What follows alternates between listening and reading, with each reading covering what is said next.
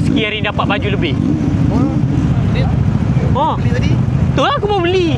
Bukan, orang rumah memang confirm tak dapat pergi. At least orang bang balik bagi hadiah sikit. Manis-manis kan. Nak pergi pun banyak bunyi. Pergi banyak bagi. Tapi kalau balik bagi, kita bagi ulur sikit bang. Bau cantik lah. Mantap kan? Oh, ada lesen ke depan. Oh, jatuh. Oh, ini dia ni.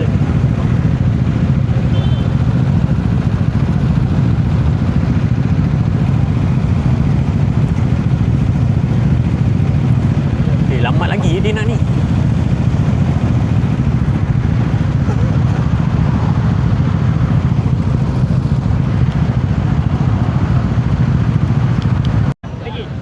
Testing. Okey dah record. Oh. Mantap.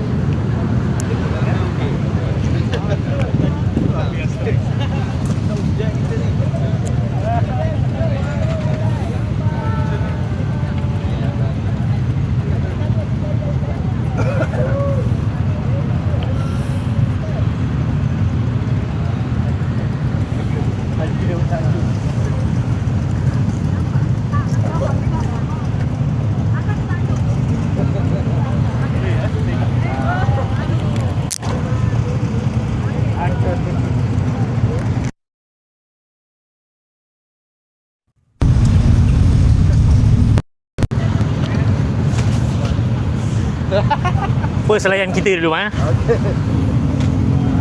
Mana polis kan? Dah ada ready.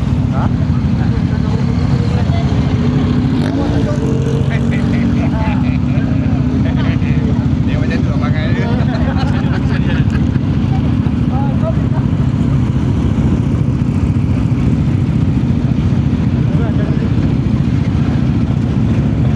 Rider semua jangan buka double signal emergency kau buka double signal. Okey. DJI? DJI. Daripada mana bang? Putrajaya. Putrajaya. Sanggup bang. Setengah jam tu. Dia kan banyak tempat. Ada kawan saya daripada Nilai. Dia orang GT Max juga Nilai. Oh. Bang dengar kata sini ada satu port, sana ada satu port, sana ada satu port. Tapi dia orang pukul sana juga. Ya. Tahu tempatnya tetap sana. Sebab saya ada tengok. Saya duduk Meru je, tempatnya ke sana. Sisi tu kan kat Meru kan.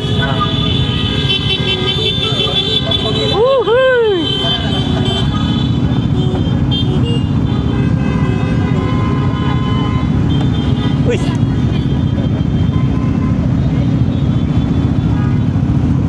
Lambat je kau nak ni.